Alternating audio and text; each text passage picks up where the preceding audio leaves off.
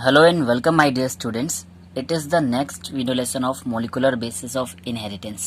And आज के इस वीडियो लेसन में एक मोस्ट इम्पॉर्टेंट टॉपिक को हम कवर करने जा रहे हैं which is lack operon model. So last video में जैसे कि हमने रेगुलेशन ऑफ जीन एक्सप्रेशन बताया था आपको, और जीन के एक्सप्रेशन को कंट्रोल करने के लिए कुछ साइंटिस्ट ने अलग अलग मॉडल्स दिए थे, जहाँ पर उन्होंने एग्जाम्पल के तौर पर प्रूफ किया था कि कैसे किस जीन के रेगुलेशन को हम कंट्रोल कर सकते हैं. तो lac operon is one of them. So चलिए स्टार्ट करते हैं. इस वीडियो को बहुत ध्यान से देखिएगा क्योंकि थोड़ा सा टिपिकल टॉपिक भी है बट इंटरेस्टिंग भी है. सो आप बहुत पेशेंस के साथ देखेंगे तो आपको सारी चीज़ें समझ आने वाली हैं. सो चलिए स्टार्ट करते हैं. तो first of all in 1961 two French microbiologist, एक तो हमारे Francis Jacob and Jacques Monod proposed operon model for the regulation of gene action in E coli.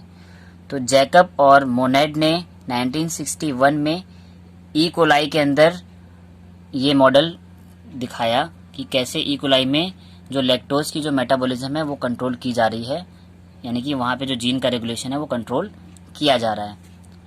तो सिंपली ओपेरॉन होता क्या है एग्जैक्टली उसे समझ लेते हैं.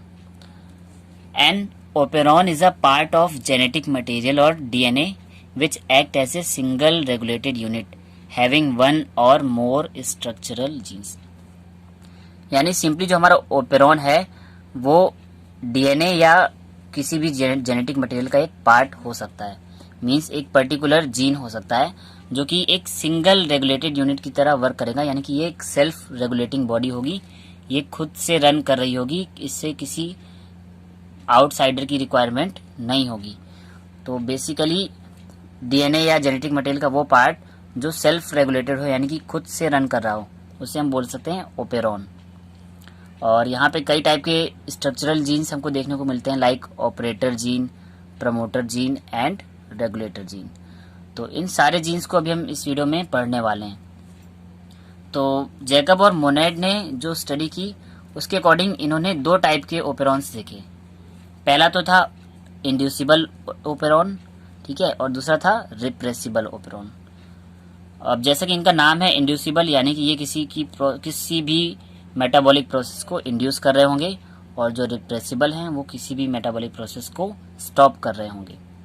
तो जो इंड्यूसिबल टाइप है वो हमारा एग्जांपल है lac operon of E coli, यानी कि बैक्टीरिया ई कोलाई के अंदर जो लैक्टोज की मेटाबॉलिज्म है उसको कंट्रोल करने के लिए जो जीन था वो था लैक ओपेरॉन, और ये लैक ओपेरॉन इंड्यूसिबल टाइप था. सो और हमें पढ़ना भी यही वाला है, रिप्रेसिबल वाला तो हमें नहीं पढ़ना है अभी फिलहाल. सो इंड्यूसिबल सिस्टम की बात कर लेते हैं. पहले हम समझ लेंगे इंड्यूसिबल और रिप्रेसिबल में कुछ माइनर से डिफरेंस क्या है, और फिर हम लैक ओपेरॉन मॉडल को स्टडी करेंगे. An inducible operon normally remains in switched off condition and begins to work only when the substance to be metabolized by it is present in the cell. अब जैसे कि last gene regulation के video में मैंने आपको explain किया था, gene regulation का मतलब ये होता है कि हम कैसे कंट्रोल करेंगे कि जिस जीन की रिक्वायरमेंट है उसी का सिंथेसिस हो, वही ट्रांसक्रिप्शन करे, बाकी के जीन्स ट्रांसक्रिप्शन ना करें. तो जैसे कि जीन रेगुलेशन में आपको बताया गया था कि सारे के सारे जो जीन्स हैं हमेशा फंक्शनल नहीं होते हैं. कुछ जीन्स ऐसे होते हैं जो केवल ज़रूरत पड़ने पे ही फंक्शनल होते हैं, और कुछ ऐसे होते हैं जिनकी सेल को हमेशा रिक्वायरमेंट होती है, तो वो कंटिन्यूसली अपने आप को एक्सप्रेस कर लेते हैं. तो इंड्यूसिबल सिस्टम में हम उन टाइप के जीन्स की बात करेंगे, यानी कि वो ऐसे जीन्स होंगे जो नॉर्मली स्विच ऑफ कंडीशन में पड़े रहेंगे, यानी कि रेस्टिंग फेज में होंगे, और वो तभी वर्क करेंगे, यानी कि तभी अपने आप को एक्सप्रेस करेंगे जब इनसे बनने वाले प्रोडक्ट्स की रिक्वायरमेंट सेल को होगी. So that's why they are normally remains in switched off condition and begins to work only when the substance to be metabolised by it is present in the cell. यानी कि ये तभी active होंगे जब cell को उस substance की requirement होगी जो कि सेल में नहीं है, यानी कि सेल में जिसकी कमी है, तब जाकर ये एक्टिवेट होंगे. तो मोस्टली अगर स्विच ऑफ कंडीशन पहले ही से है और हमको उसको इंड्यूस करके चालू कराना है, तो ऐसे हम सिस्टम को बोलेंगे इंड्यूसिबल सिस्टम, और इसी का एग्जांपल है लैक ओपेरॉन मॉडल. और इसका जो जस्ट अपोजिट सिस्टम होता है जिसको कि हमने बोला था रिप्रेसिबल, तो रिप्रेसिबल में क्या होगा कि कुछ ऐसे जीन्स होंगे जो सेल में अपनी एक्टिविटी शो कर रहे होंगे, यानी कि अपने जीन्स को एक्सप्रेस कर रहे होंगे, और एक टाइम आएगा जब कि इनसे बनने वाले जो प्रोडक्ट्स हैं वो सेल में मोर देन सफिशिएंट हो जाएंगे, यानी कि सेल की रिक्वायरमेंट से ज़्यादा जब वो डिजायर्ड प्रोडक्ट्स बन जाएंगे तो फिर सेल जो है उनके प्रोडक्शन को रोक देगी, यानी कि फिर वो जो जीन है उन्हें हमें रिप्रेस करना होगा। यानी कि हम रिप्रेसिबल ओपेरॉन मॉडल में हम उन जीन्स की बात करेंगे जो करंट टाइम में वर्किंग में है, यानी कि स्विच ऑन कंडीशन में है, बट उनकी रिक्वायरमेंट पूरी होते ही हमें उन्हें स्विच ऑफ कर देना है। और इसका जो एग्जांपल है वो है tryptophan operon of E coli. तो हमें तो लैक ओपेरॉन पढ़ना है क्योंकि हमें बात करनी है इंड्यूसिबल सिस्टम की। तो सिंपली यहाँ पे एक सिंपल सी प्रोसेस समझ लीजिए, हमारा जो रिप्रेसर है वो एक्टिव है और यही रिप्रेसर जब इंड्यूसर से बाइंड कर लेता है तो ये इनएक्टिव हो जाता है। यानी कि अभी जब तक सेल में उस पर्टिकुलर जीन की एक्टिविटी बंद है, यानी कि हमारा रिप्रेसर एक्टिव है, रिप्रेसर ने रिप्रेस कर रखा है उस जीन के रेगुलेशन को, यानी कि उस जीन के एक्सप्रेशन को रिप्रेसर मॉलिक्यूल ने रोक कर रखा है क्योंकि उसकी जरूरत अभी नहीं है, इसी वजह से ये अभी स्विच्ड ऑफ कंडीशन में है। बट जैसे ही इंड्यूसर आकर रिप्रेसर से बाइंड करेगा तो जो हमारा रिप्रेसर है वो इनएक्टिव हो जाएगा, और रिप्रेसर के इनएक्टिव होते ही वो जीन के रेगुलेशन को रोक नहीं पाएगा और फिर जीन का रेगुलेशन स्टार्ट हो जाएगा, यानी कि कंडीशन हो जाएगी स्विच ऑन, यानी कि हमारे जीन का रेगुलेशन इंड्यूस हो जाएगा। तो इसी वजह से इसे बोला है इंड्यूसिबल सिस्टम। अब अगर हम बात करें लैक ओपेरॉन की, तो लैक ओपेरॉन में कुछ 4 टाइप के जीन्स होते हैं और इन सारे के सारे जीन्स को हम 1 बाय 1 आपको एक्सप्लेन करेंगे, उसके बाद आपको सारे के सारे डाउट्स क्लियर हो जाएंगे। तो इन 4 जीन्स में जो पहला जीन होता है वो हमारा होते हैं स्ट्रक्चरल जीन्स। ऐसे जीन जिनमें हमारे डिजायर्ड प्रोडक्ट के फॉर्मेशन की इंफॉर्मेशन कोडेड है, यानी कि इन जीन्स में वो इंफॉर्मेशन होगी जिनसे कि हम एमआरएनए बनाएंगे और फिर एमआरएनए से अपना डिजायर्ड प्रोडक्ट हमको मिल जाएगा। ऐसे जीन्स को हम बोलेंगे structural genes. So these genes synthesise mRNA which in turn synthesise polypeptide और एंजाइम्स ओवर द राइबोसोम। तो ये वही स्ट्रक्चरल जीन होंगे जो एमआरएनए को बनाएंगे ट्रांसक्रिप्शन करके, यानी कि ये जीन्स डीएनए के वो पार्ट होंगे जो बनाएंगे एमआरएनए को, यानी कि डीएनए के मैसेज को एमआरएनए में लेकर आएंगे। और उसके बाद जब एमआरएनए से आगे की प्रोसेस होगी, यानी कि ट्रांसलेशन वगैरह होगा, तो या तो ये पॉलीपेप्टाइड चेन बनाएंगे, यानी कि प्रोटीन की लॉन्ग चेन बना लेंगे, या कुछ डिजायर्ड एंजाइम्स बनाएंगे जो कि सेल को जरूरत है जिन एंजाइम्स की, ठीक है। और पॉलीपेप्टाइड को भी, पॉलीपेप्टाइड चेन को तो हम प्रोटीन बोलते ही हैं, और हमारे जितने भी एंजाइम्स होते हैं वो भी सारे के सारे ऑलमोस्ट प्रोटीन ही होते हैं। तो स्ट्रक्चरल जीन वो होंगे जो जिनके अंदर इंफॉर्मेशन कोडेड होगी एक पर्टिकुलर प्रोटीन को बनाने की या एक पर्टिकुलर एंजाइम को बनाने की। अब इन स्ट्रक्चरल जीन्स के अकॉर्डिंग अगर हम लैक ओपेरॉन की बात करें तो लैक ओपेरॉन में कौन कौन से स्ट्रक्चरल जीन्स हैं उन्हें भी देख लेते हैं। So the lac operon of E coli contains 3 structural genes. कौन कौन से 3 हैं? वो हैं Z, Y एंड A। तो बेसिकली हम जब लैक्टोज मेटाबॉलिज्म की बात करेंगे ई कोलाई के अंदर, तो वहां पे हमको 3 स्ट्रक्चरल जीन्स देखने को मिल रहे हैं, एक तो Z, एक Y और एक A। और एक सिंगल स्ट्रक्चरल जीन को हम बोलते हैं सिस्ट्रॉन। समझ लीजिए, मैंने ओपेरॉन की डेफिनेशन में क्या बताया, डीएनए का या जेनेटिक मटेरियल का वो पार्ट, ठीक है, जो कि एक सिंगल रेगुलेटेड बॉडी की तरह वर्क करे, जो अकेले खुद में ही अपने फंक्शन को रन कर ले, उसे बोलेंगे ओपेरॉन। देन एक सिंगल स्ट्रक्चरल जीन, जैसे कि यहाँ पे 3 स्ट्रक्चरल जीन थे Z, Y और A, बट अगर कोई एक सिंगल स्ट्रक्चरल जीन होगा तो हम उसे एक सिंगल वर्ड में क्या बोलेंगे, सिस्ट्रॉन। यानी कि अगर हम सपोज केवल Z की बात करें तो Z अपने में एक क्या है, सिस्ट्रॉन, Y भी एक सिस्ट्रॉन है और A भी एक सिस्ट्रॉन है। तो बहुत सारे जो स्ट्रक्चरल जीन्स हैं वो मिलकर एक स्ट्रक्चर बनाते हैं जिसे बोलते हैं polycistron. So these structural gene Z, Y, A occur adjacent to each other and are linked, so they transcribed polycistronic mRNA। अब ये जो जीन होते हैं स्ट्रक्चरल जीन्स, ये हमारे डीएनए पर जो हैं एक ही सीक्वेंस में होंगे, यानी कि एक दूसरे के अगल बगल ही अरेंज्ड होंगे, लिंक्ड होंगे। तो जब ये सारे के सारे स्ट्रक्चरल जीन्स एक साथ होंगे तो ये एक साथ मिलकर कई सारे सिस्टोन बनाएंगे, यानी कि एक पॉलीसिस्टोनिक एमआरएनए बना देंगे। यानी कि हर जीन कोई ना कोई इंफॉर्मेशन को ट्रांसफर करा होगा और एमआरएनए में, और अगर सारे जीन्स एक लाइन से अगल बगल अरेंज्ड हैं तो लाइन से एक पॉलीसिस्टोनिक एमआरएनए बना लेंगे।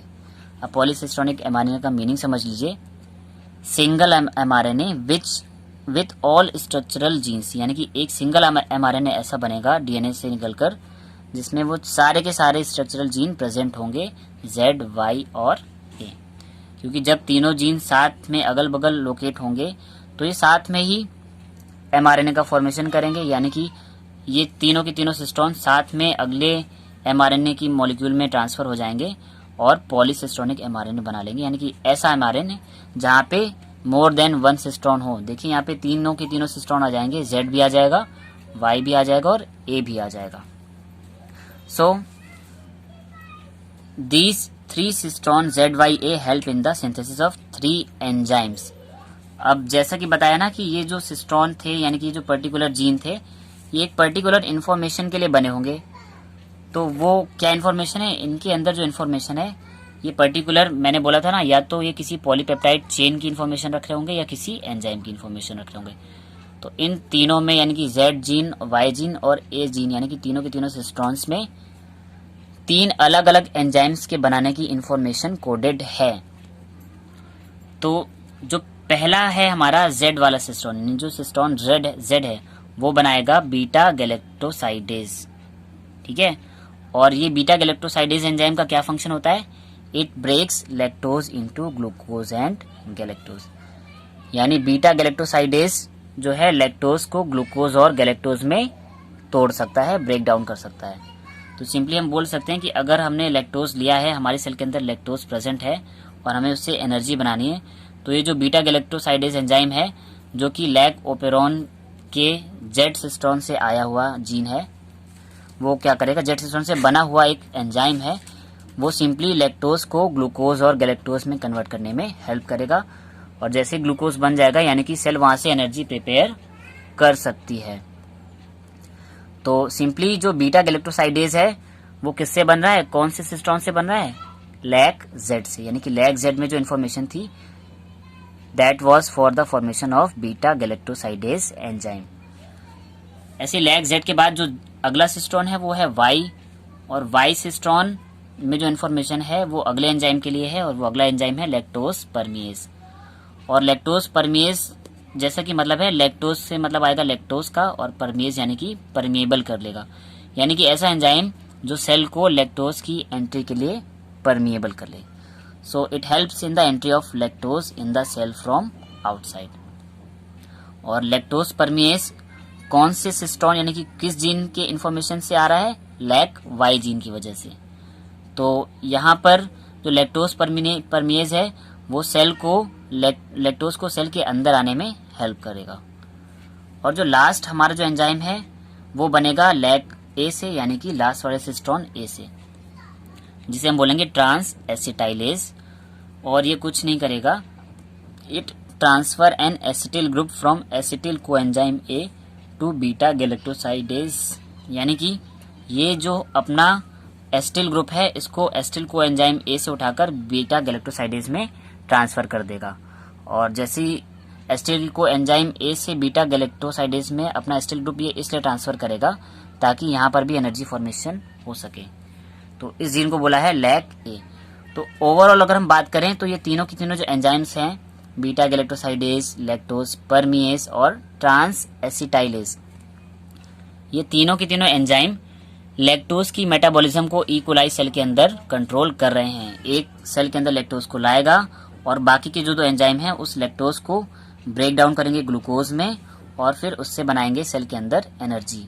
यानी कि जो बैक्टीरिया है ई कोलाई, उसकी सेल में जो लैक्टोज के थ्रू जो एनर्जी फॉर्मेशन की जो मेटाबॉलिज्म है उसे कंट्रोल करेंगे ये तीनों के तीनों gene, lac Z, lac Y और लैक A।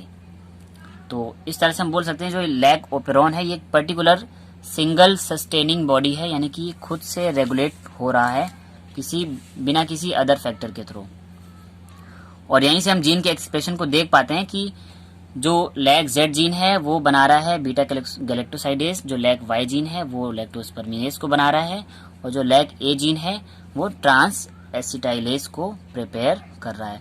और फिर इन तीनों जीन से जो 3 एंजाइम्स बनेंगे वो तीनों के तीनों एंजाइम लैक्टोज की मेटाबॉलिज्म को सेल में रेगुलेट कर रहे होंगे। सो ये तो थे हमारे स्ट्रक्चरल जीन्स। इसके बाद बात कर लेते हैं हम ऑपरेटर जीन्स की। तो ऑपरेटर जीन का मतलब हुआ कि जो हमारी लैक्टोज की मेटाबॉलिज्म को ऑपरेट करेगा, यानी कि रन कराएगा। So it is found just beside the structural genes and controls the synthesis of mRNA over the structural genes. यानी कि ये हमारे स्ट्रक्चरल जीन ZYA के ठीक बगल में होगा, और ये क्या करेगा, mRNA की सिंथेसिस को डायरेक्टली कंट्रोल करेगा। क्योंकि ये जो ZYA जीन है ये तो अभी जीन की फॉर्म में है, यानी कि डीएनए में है, और जब ये ट्रांसक्राइब होंगे तब जाके mRNA बनेगा, और उस mRNA से फिर ये हमारे एंजाइम्स बनेंगे, यानी कि बीटा गैलेक्टोसाइडेज, लैक्टोस्पर्मिनेज और ट्रांस एसिटाइलेज। तो इन जीन से mRNA बनाने की जो प्रोसेस है उसे कौन कंट्रोल करेगा, ऑपरेट कौन करेगा, operator gene. And it is switched off by the presence of a repressor. तो नॉर्मली तो ये ऑपरेटर जीन अपना काम करता रहेगा, यानी कि हमारे तीनों की तीनों जो सिस्टोन हैं ZY और A, इनको रेगुलेट करता रहेगा, इनके एक्सप्रेशन को होने देगा। बट अगर कोई रिप्रेसर आ गया तो हमारा ऑपरेटर जो है वो स्विच ऑफ हो जाता है, यानी कि ये फिर लैक्टोज की मेटाबॉलिज्म को, यानी कि लैक्टोज की जो मेटाबॉलिज्म प्रोसेस है उसको आगे रन नहीं करा पाएगा, क्योंकि रिप्रेसर मॉलिक्यूल आकर ऑपरेटर जीन को रोक देता है, यानी प्रोसेस को स्विच ऑफ कर देता है। एक और इम्पोर्टेंट पॉइंट है, an inducer can take away the repressor and switch on the gene for transcription. अगर रिप्रेसर मॉलिक्यूल वहां पर प्रेजेंट है तो हमारा जो ऑपरेटर जीन है अपने ट्रांसक्रिप्शन को नहीं कर पाएगा। बट अगर वहीं पर एट अ टाइम एक इंड्यूसर आ जाएगा तो इंड्यूसर क्या करेगा, उस रिप्रेसर मॉलिक्यूल को अपना फंक्शन करने नहीं देगा, यानी कि फिर जो रिप्रेसर मॉलिक्यूल है वो ऑपरेटर जीन को रोक नहीं पाएगा, और जो हमारी ट्रांसक्रिप्शन की प्रोसेस है वो स्विच ऑन हो जाएगी, यानी कि चलने लगेगी। तो अगर रिप्रेसर मॉलिक्यूल एक्टिव है तो वो ऑपरेटर जीन को ट्रांसक्रिप्शन नहीं करने देगा, बट उसी टाइम अगर इंड्यूसर मॉलिक्यूल प्रेजेंट है तो इंड्यूसर मॉलिक्यूल रिप्रेसर मॉलिक्यूल को अपना फंक्शन नहीं करने देगा, यानी कि रिप्रेसर मॉलिक्यूल को ट्रांसक्रिप्शन रोकने से रोक लेगा, यानी कि उससे फिर ऑपरेटर जीन पर बाइंड होने से रोक लेगा। और फिर अगर रिप्रेसर मॉलिक्यूल ऑपरेटर जीन पर नहीं बाइंड करेगा तो ट्रांसक्रिप्शन की प्रोसेस कंटिन्यू चलती रहेगी और हमारी जो प्रोसेस है वो स्विच ऑन रहेगी। लास्ट जो थर्ड जीन है हमारा वो प्रमोटर जीन है, and this gene is the binding site for RNA polymerase. Operator gene के जस्ट बगल में ही हमारा प्रमोटर जीन है, और प्रमोटर जीन एक बाइंडिंग साइट है जहां पर RNA पॉलीमरेज बाइंड करेगा। और मैंने बताया था कि ट्रांसक्रिप्शन की प्रोसेस में मेन रोल होता है RNA पॉलीमरेज का, क्योंकि जब तक RNA पॉलीमरेज आके बाइंड नहीं करेगा तब तक mRNA की लंबी चेन नहीं बनेगी, यानी कि ट्रांसक्रिप्शन नहीं होगा। तो अगर ऑपरेटर जीन एक्टिव है, ट्रांसक्रिप्शन होना है, तो वहां पर प्रमोटर जीन का भी होना जरूरी है, क्योंकि उस प्रमोटर जीन पर ही RNA पॉलीमरेज एंजाइम बाइंड करेगा और फिर mRNA को बनाना स्टार्ट करेगा। So when the operator gene is turned on, यानी कि अगर हमारा ऑपरेटर जीन स्विच ऑफ है, then RNA polymerase enzyme moves over structural genes and perform transcription. तो अगर हमारे पास RNA पॉलीमरेज एंजाइम है और हमारा ऑपरेटर जीन एक्टिव है तो फिर ये और RNA polymerase enzyme promoter sequence पर बाइंड कर जाएगा और फिर राइबोसोम की ऊपर मूव करते हुए हमारे जीन्स को ट्रांसक्राइब कर देगा। सॉरी, राइबोसोम पे नहीं, मूव्स ओवर स्ट्रक्चरल जीन्स, यानी कि फिर वो RNA पॉलीमरेज एंजाइम हमारे स्ट्रक्चरल जीन्स को कोड करेगा, यानी कि Z, Y और A को कोड करेगा और ट्रांसक्रिप्शन की प्रोसेस डन हो जाएगी। यानी ZYA में जो भी इंफॉर्मेशन होगी वो नए बनने वाले mRNA में ट्रांसफर हो जाएगी। हमारा अगला जीन है रेगुलेटर जीन। अब रेगुलेटर जीन क्या करेगा, इस प्रोसेस को रेगुलेट करने में सबसे बड़ा रोल इसी रेगुलेटर जीन का होता है, यानी कि अगर स्विच ऑफ हो या स्विच ऑन हो तो वो रेगुलेटर जीन के हाथ में है। कैसे है देखते हैं। It produces a repressor that binds to the operator and stops the working of operator gene. तो जो हमारा रेगुलेटर जीन है वो क्या करेगा, एक रिप्रेसर मॉलिक्यूल को प्रोड्यूस करेगा और वो रिप्रेसर मॉलिक्यूल अगर ऑपरेटर से बाइंड कर जाएगा तो हमारा ऑपरेटर जीन वर्क करना बंद कर देगा। तो यानी कि रेगुलेटर जीन से बनने वाला जो रिप्रेसर मॉलिक्यूल है वही रिप्रेसर मॉलिक्यूल आकर अगर ऑपरेटर से बाइंड करेगा तो हमारी जो प्रोसेस है वो स्विच ऑफ हो जाएगी, रुक जाएगी। और इसी वजह से हमने रिप्रेसर को आपको पहले ही बता दिया कि ऐसा जीन जो अगर ऑपरेटर साइट पर आ जाएगा तो ऑपरेटर साइट ट्रांसक्रिप्शन नहीं कर पाएगी। तो लास्ट हमने सारी बातें कर ली है रेगुलेटर जीन की, तो अब बात कर लेते हैं रिप्रेसर और इंड्यूसर की भी। तो repressor is a protein produced by regulator gene and it binds to the operator gene so that the transcription of structural gene stops। तो रिप्रेसर जीन को कौन बना रहा है, रिप्रेसर प्रोटीन को रेगुलेटर जीन। और जैसे रिप्रेसर जो है रेगुलेटर को बनाता है तो ये जो रेगुलेटर जीन है जैसे ही रेगुलेटर जीन से रिप्रेसर मॉलिक्यूल बनता है तो ये रिप्रेसर मॉलिक्यूल बाइंड कर जाएगा ऑपरेटर साइट पर, और जैसे ही ऑपरेटर पर बाइंड कर जाएगा तो ट्रांसक्रिप्शन की जो प्रोसेस है वो स्टॉप हो जाएगी, रुक जाएगी। अब हमारा जो रिप्रेसर है उसमें दो एलोस्टेरिक साइट होती हैं। एलोस्टेरिक साइट का मतलब होता है बाइंडिंग साइट, यानी कि जहां पर वो रिप्रेसर मॉलिक्यूल आकर जहां पर यानी कि उस रिप्रेसर मॉलिक्यूल की जिस साइट पर आकर कोई भी मॉलिक्यूल बाइंड कर सकता है। तो सबसे पहली जो साइट होती है वो होती है फॉर ऑपरेटर बाइंडिंग, यानी कि रिप्रेसर की वो साइट जहां पर ऑपरेटर मॉलिक्यूल बाइंड कर सकता है, और दूसरी साइट वो जहां पर इंड्यूसर मॉलिक्यूल बाइंड कर सकता है। तो अगर रिप्रेसर ऑपरेटर मॉलिक्यूल से बाइंड करेगा तो ट्रांसक्रिप्शन स्टॉप हो जाएगा, बट अगर रिप्रेसर इंड्यूसर मॉलिक्यूल के साथ बाइंड करेगा तो ट्रांसक्रिप्शन कंटिन्यूसली होता रहेगा। नाउ हमारा जो लास्ट पार्टिकल है, लास्ट मॉलिक्यूल है इंड्यूसर मॉलिक्यूल, और इसके बाद मैं आपको डायग्रामेटिकली सारी प्रोसेस एक्सप्लेन करने वाला हूँ। सो देखती है इंड्यूसर क्या होता है। It is a chemical which after coming in contact with the repressor forms an inducer repressor complex. यानी जो इंड्यूसर मॉलिक्यूल है ये एक टाइप का केमिकल मैसेंजर या हार्मोन भी बोल सकते हैं, जो कि जैसे ही रिप्रेसर मॉलिक्यूल के कांटेक्ट में आएगा तो ये रिप्रेसर को अपने साथ बाइंड कर लेगा और बना लेगा इंड्यूसर रिप्रेसर कॉम्प्लेक्स। और जैसे ही इंड्यूसर रिप्रेसर से बाइंड कर जाएगा, अब मैंने बताया ना रिप्रेसर के पास तो दो ही साइट हैं, या तो ये ऑपरेटर से बाइंड कर ले या इंड्यूसर से। अगर रिप्रेसर बाइंड कर गया इंड्यूसर से तो अभी ऑपरेटर से बाइंड नहीं कर पाएगा, और जब ये ऑपरेटर से बाइंड नहीं कर पाएगा तो ट्रांसक्रिप्शन को रोक नहीं पाएगा।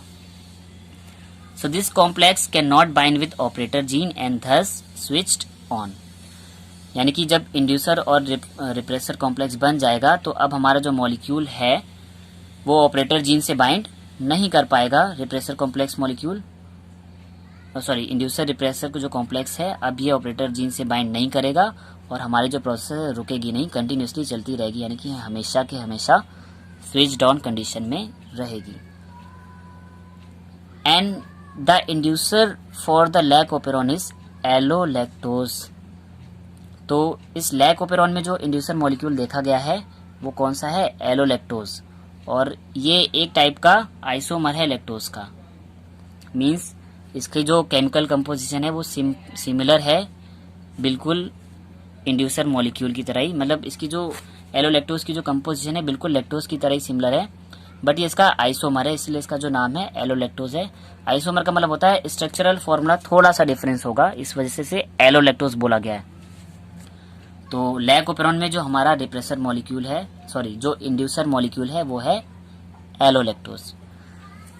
अब चलिए सारे के सारे जीन्स मैंने एक्सप्लेन कर दिए, अब डायग्रामेटिकली मैं आपको स्विच ऑन और स्विच ऑफ कंडीशन समझा देता हूँ। अब ये जो हमारी पहली कंडीशन है ये हमारी कंडीशन है स्विच ऑन। अब स्विच ऑन कैसे होना है समझ लीजिए। सिंपली ये देखिए हमारी एक डीएनए की सीक्वेंस है या एक पर्टिकुलर ओपेरॉन है, और ओपेरॉन मैंने बोला था ना वो डीएनए का पार्ट जो अपने में एक सेल्फ रेगुलेटिंग बॉडी है, यानी कि खुद से किसी भी मेटाबॉलिज्म को करा सकता है। अब यहाँ पर देखिए तो ये तीन स्ट्रक्चरल जीन है Z, Y और A, जिनमें इंफॉर्मेशन कोड है पर्टिकुलर एंजाइम्स को बनाने के लिए, यानी कि गैलेक्टोसाइडेज, परमिएज और ट्रांस एसिटाइलेज के बनाने के लिए। इन तीनों की तीनों स्ट्रक्चरल जीन्स के ठीक बगल में एक ऑपरेटर जीन है, ऑपरेटर के ठीक बगल में प्रमोटर जीन है जहां पर आकर आरएनए पॉलीमरेज एंजाइम बाइंड करेगा। प्रमोटर के बीच में कुछ इंड्यूसर मॉलिक्यूल हैं जो कि इंड्यूसर और रिप्रेसर को बनाने में हेल्प करते हैं, और यहाँ पर लास्ट में हमारा रेगुलेटर जीन है। रेगुलेटर जीन क्या करेगा, रिप्रेसर मॉलिक्यूल को बनाएगा। तो रेगुलेटर जीन की जो इन्फॉर्मेशन है वो यहाँ से फॉरवर्ड होगी। तो सिंपली जो पहली कंडीशन है स्विच ऑन, और स्विच ऑन कब होगा, in the absence of inducer. यानी कि अगर इंड्यूसर मॉलिक्यूल यहाँ पर अब्सेंट है तो देखिए क्या होने वाला है। अगर हमारा इंड्यूसर मॉलिक्यूल अब्सेंट है तो हमारा जो रेगुलेटर जीन है, रेगुलेटर जीन रिप्रेसर के लिए एमआरएनए प्रिपेयर करेगा, यानी कि ऐसा एमआरएनए बनाएगा जिसमें इंफॉर्मेशन होगी रिप्रेसर मॉलिक्यूल को बनाने की। तो रेगुलेटर जीन बनाएगा रिप्रेसर एमआरएनए, और उस रिप्रेसर एमआरएनए से बन जाएगा रिप्रेसर मॉलिक्यूल। अब ये रिप्रेसर मॉलिक्यूल जैसे ही जाएगा हमारे ऑपरेटर साइट पे बाइंड कर जाएगा। देखिए यहाँ पर ऑपरेटर साइट पे ये पर्पल कलर से रिप्रेसर मॉलिक्यूल बाइंड कर गया, और अगर रिप्रेसर मॉलिक्यूल ऑपरेटर साइट पे बाइंड कर गया तो हमारा जो प्रोसेस था ट्रांसक्रिप्शन का वो वहीं से स्टॉप हो गया। So repressor binds to the operator region O and prevents the RNA polymerase from transcribing the operon. तो जैसे ही रिप्रेसर मॉलिक्यूल हमारा ऑपरेटर जीन पर बाइंड होगा तो वहीं जैसे ये बाइंड होगा तो ऑपरेटर जो मॉलिक्यूल है वो ट्रांसक्रिप्शन नहीं कर पाएगा, क्योंकि रिप्रेसर मॉलिक्यूल ऑपरेटर मॉलिक्यूल को रिप्रेस कर देगा और ट्रांसक्रिप्शन की प्रोसेस रुक जाएगी। और इस प्रोसेस को जब हमारी जो प्रोसेस रुक जाएगी तब हम इसे बोलेंगे स्विच ऑन, यानी कि अब हमारा जो ट्रांसक्रिप्शन है वो रुक चुका है। तो आई होप आपको समझ आ गया होगा कि अगर रेगुलेटर जीन ने रिप्रेसर मॉलिक्यूल बना दिया है तो वो रिप्रेसर मॉलिक्यूल हमारा बाइंड कर जाएगा किससे, ऑपरेटर जीन से। एंड जैसे ही रिप्रेसर मॉलिक्यूल ऑपरेटर जीन से बाइंड करेगा तो ऑपरेटर का फंक्शन बंद हो जाएगा, ऑपरेटर इनएक्टिव हो जाएगा और ट्रांसक्रिप्शन की प्रोसेस रुक जाएगी, क्योंकि रिप्रेसर मॉलिक्यूल ऑपरेटर साइट पे बाइंड कर जाएगा, जिसकी वजह से आरएनए पॉलीमरेज जो है वो प्रमोटर एंड पर नहीं आ पाएगा। और प्रमोटर एंड पर जैसे अगर आरएनए पॉलीमरेज एंजाइम नहीं आ पाएगा तो फिर एमआरएनए की चेन नहीं बन पाएगी। यानी कि in the absence of inducer, यानी कि अगर हमारे पास इंड्यूसर मॉलिक्यूल अब्सेंट है तो ट्रांसक्रिप्शन नहीं होगा। प्रोसेस जो है हमारी वो कैसी रहेगी, स्विच ऑन नहीं, सॉरी स्विच ऑफ रहेगी।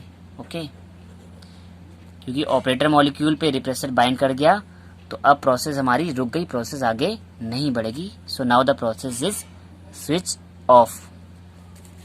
सो पहले डायग्राम में हमने देख लिया स्विच ऑफ कंडीशन जब हमारे पास इंड्यूसर मॉलिक्यूल नहीं था। अब अगले डायग्राम में हम स्विच ऑन कंडीशन देखेंगे, यानी कि अब हमारा जो है रिप्रेसर मॉलिक्यूल आ जाएगा, सॉरी रिप्रेसर मॉलिक्यूल जो है अब इस बार बाइंड नहीं कर पाएगा और हमारा ट्रांसक्रिप्शन होगा, और जब ट्रांसक्रिप्शन होगा तो हम कंडीशन को बोलेंगे स्विच ऑन। सो चलिए देख लेते हैं यहाँ पर कैसे होगा। वही कंडीशन, सेम डीएनए मॉलिक्यूल, हमारे पास तीनों स्ट्रक्चरल जीन है जेड, वाई और ए। यहाँ पर ये हमारा ऑपरेटर जीन, ये प्रमोटर जीन और ये रेगुलेटर जीन। बट इस बार क्या होगा कि जो रिप्रेसर मॉलिक्यूल है ऑपरेटर जीन पर बाइंड नहीं कर पाएगा। क्यों नहीं कर पाएगा, because in the presence of inducer, क्योंकि अब हमारे पास इंड्यूसर मॉलिक्यूल आ जाएगा और वो इंड्यूसर मॉलिक्यूल रिप्रेसर मॉलिक्यूल को ऑपरेटर साइड पर बाइंड करने नहीं देगा, और जिसकी वजह से रिप्रेसर जो है ट्रांसक्रिप्शन की प्रोसेस को नहीं रोक पाएगा। तो सिंपली हमारा जो रेगुलेटर जीन है वो तो वही काम करेगा अपना, यानी कि वो रिप्रेसर एमआरएनए बनाएगा और रिप्रेसर एमआरएनए से बन जाएगा रिप्रेसर मॉलिक्यूल। अब रिप्रेसर मॉलिक्यूल के आगे क्या हो रहा है, अब अगर हमारे पास ये इंड्यूसर आ गया, देखिए मैंने ये ग्रीन कलर से इंड्यूसर मॉलिक्यूल बनाया है, और मैंने आपको पहले ही बताया कि रिप्रेसर के पास दो एलोस्टेरिक साइट होती हैं, एक होती है ऑपरेटर पर बाइंड करने के लिए और दूसरी होती है इंड्यूसर से बाइंड करने के लिए। और ये एक टाइम में किसी एक से ही बाइंड कर सकता है, या तो ये ऑपरेटर से बाइंड करेगा और या इंड्यूसर से बाइंड करेगा। तो रिप्रेसर के ऑपरेटर साइट पर पहुंचने से पहले क्या होता है, इंड्यूसर मॉलिक्यूल आ जाता है और वो इंड्यूसर मॉलिक्यूल रिप्रेसर मॉलिक्यूल से बाइंड कर जाता है। और जैसे ही इंड्यूसर मॉलिक्यूल रिप्रेसर मॉलिक्यूल से बाइंड कर जाएगा तो कुछ ऐसा स्ट्रक्चर देखने को मिलेगा, यानी कि इंड्यूसर और रिप्रेसर दोनों मिल गए और दोनों के मिलने से जो कॉम्प्लेक्स बना उसे बोला inducer repressor complex.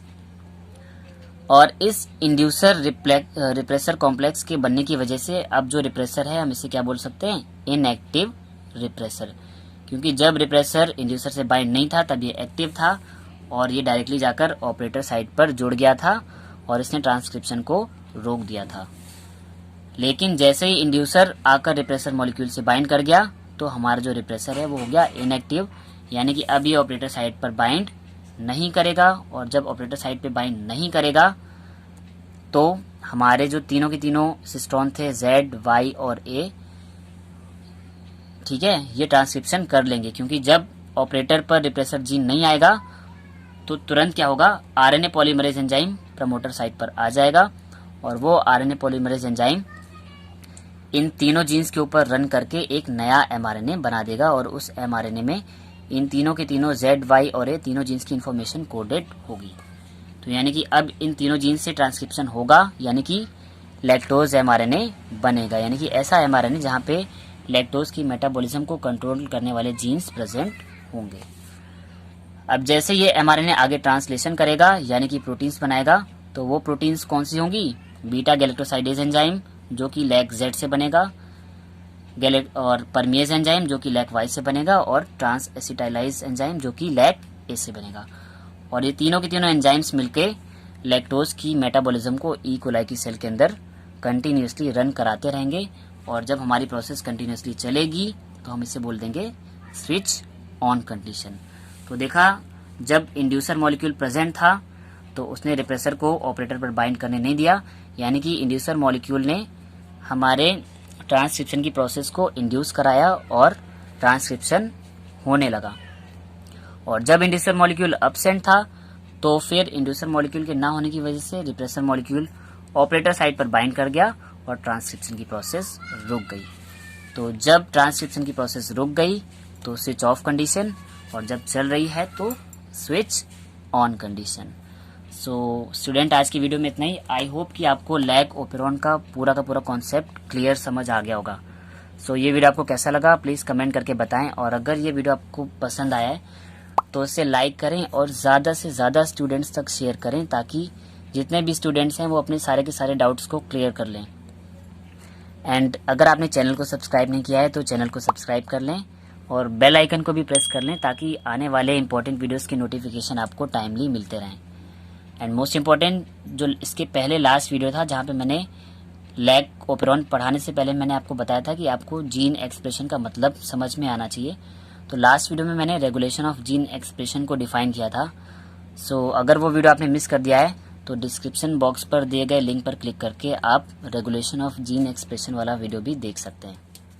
Thanks my dear students.